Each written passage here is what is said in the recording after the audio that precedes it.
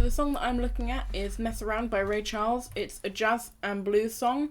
It's in the key of E flat major and it has a tempo of 152 beats per minute.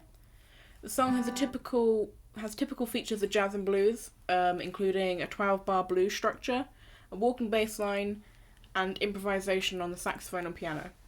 The vocals of the song are sung quite lively. The drumming is played in an upbeat way, and the piano plays the chords and it stabs them rather than playing them throughout the whole bar. In our ensemble, we would be able to easily recreate features such as the walking bass line, vocals, and drum beat. We have 2 guitars in our group, and I would get one guitar to play the chords in a similar style to the piano, where they strum the chord just once in a bar, to create authenticity to the original song. And I'd get the second guitar to play the chords with a lively strumming pattern so that there's variation in the guitars and what they're doing. I would also give both guitars improvisation sections because there are two improvisation sections in the original song, and so the 2 guitars would replace the saxophone and piano improvisation sections. To look at changing the song into a different genre, I would first look at reggae. And firstly, I would get the guitars to play the chords off beat. So the original chords are E flat,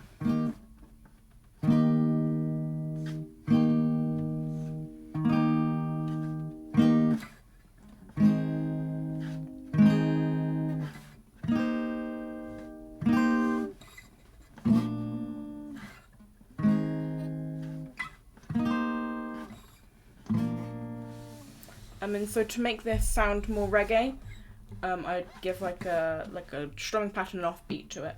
So it would go.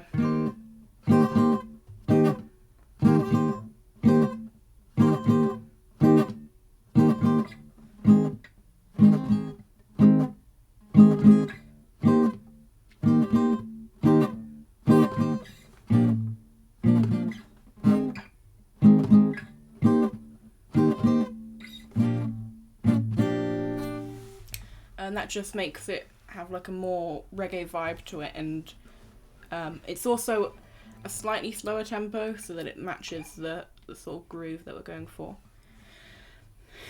And these chords would be syncopated with the drums and the bass line, which is characteristic of reggae music. I would also I'd make one of the guitars play maybe an octave higher to ensure the variation between the 2 guitars are still there, and it would also add texture to the song and make it sound more interesting. The drum beat and bass line of the song I would alter so that it's maybe more simplistic, which is characteristic of reggae music again, and that's what I do for reggae music. Next, I would look at changing the song to fit metal or rock, and to do this I'd keep one guitar playing the upbeat strumming pattern, so there's like a consistent flow of chords there, but the second guitar I'd get to play power chords and just have like still 1 strum per bar.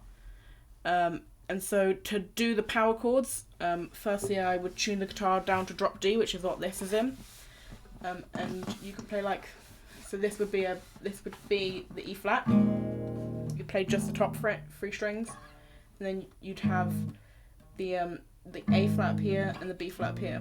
So it could go.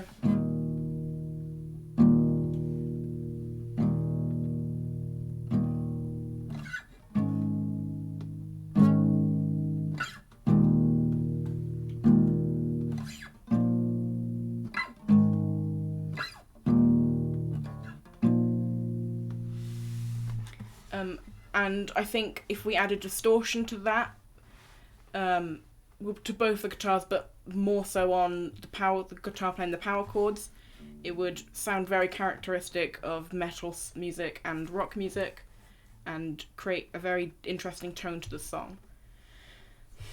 Because obviously the distortion gives like an aggressive sound to it.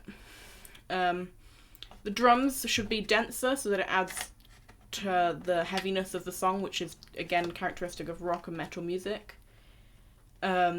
And similar to what we did in reggae, I would make both guitars have solo sections so that you've still got the improvisation there and variety. and I would add in more drum fills to the songs. The guitar solos I would add would be done in the E flat major pentatonic scale, because the song is in E flat major key, and so the pentatonic scale would go quite nicely with that. And so the scale is.